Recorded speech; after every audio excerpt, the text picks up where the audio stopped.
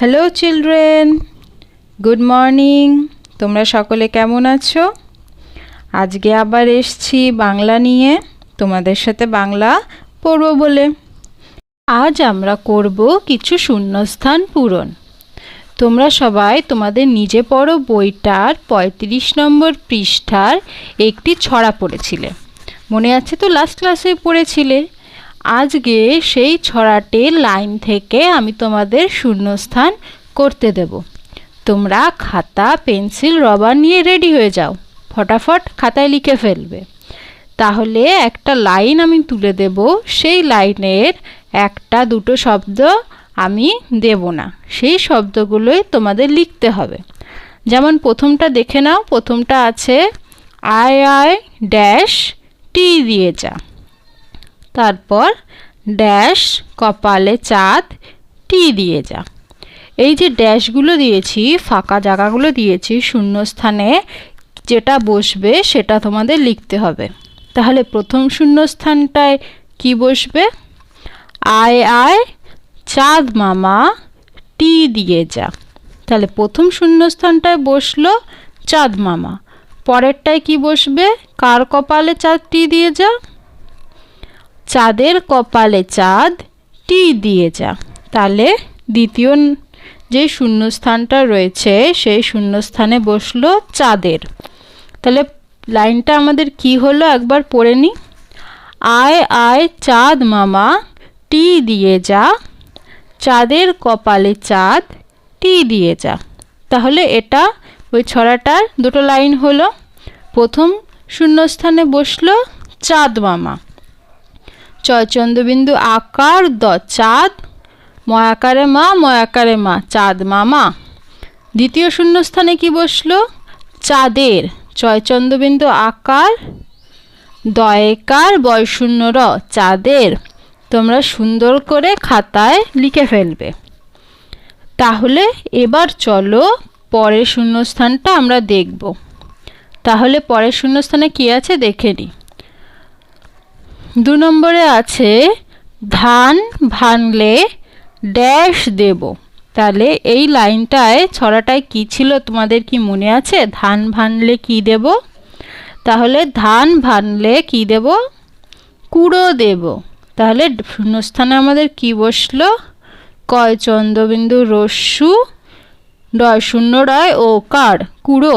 তাহলে ধান ভানলে কুড়ো দেব। তাহলে আমাদের শূন্যস্থানটায় বসলো ক চন্দ্রবিন্দু রস্যুকার কু ডয় শূন্য রয় ও কার, কুড়ো। তাহলে তোমরা খাতা পেন্সিল নিয়ে এগুলো লিখে ফেলছো তো? খাতায় কিন্তু সুন্দর করে লিখে ফেলবে। প্রথমে লাইনটা লিখবে, শূন্যস্থানটা দেবে, তারপরে উত্তরটা বসাবে। এবার তাহলে আমরা দুটো শূন্যস্থান দেখলাম।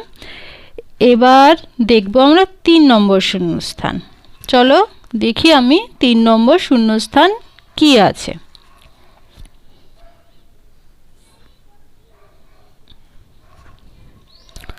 তিন নম্বরে আছে মাছি ড্যাশ ড্যাশ ওড়ে, মাছি ড্যাশ ড্যাশ ওড়ে। এখানে আমাদের দুটো শূন্যস্থান দেওয়া আছে। তাহলে শূন্যস্থানে কি বসবে তোমাদের কি মনে পড়েছে? কি বসবে? মাছি ভন ভন ওড়ে। আমাদের কবিতাটার লাইনে ছিল মাছি ভন ভন ওড়ে। ভ দন্তন্বয় হসন্ত, ভন ভ দন্তন্বয় হসন্ত, ভন ভন ভন ওড়ে। তাহলে ৩ নম্বর শূন্যস্থানে আমাদের হলো মাছি ভন ভন ওড়ে। এই তিনটে যে আমি শূন্যস্থান কবিতা থেকে দিলাম, এই তিনটে তোমরা ভালো করে খাতায় লিখবে, পড়বে এবং বারবার লিখে অভ্যাস করবে। এছাড়াও আরও কিছু শূন্যস্থান আমি তোমাদের দেব, সেগুলো এবার দেখে নিই কী শূন্যস্থান দেব।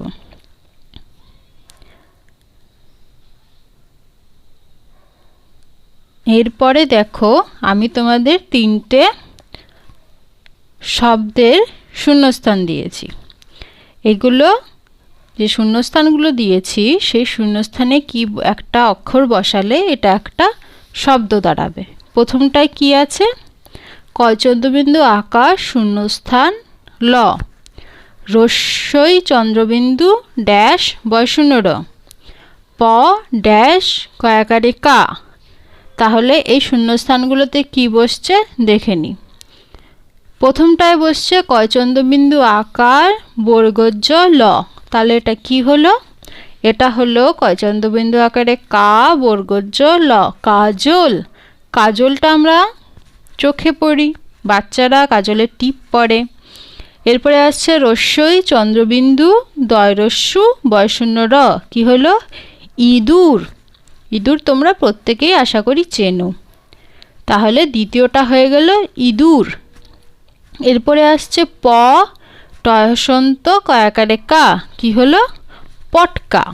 পটকা কি? পটকা আমরা ফাটাই না পটকাবাজি, সেই হলো পটকা। প টয় হসন্ত কয়াকারে কা, পটকা।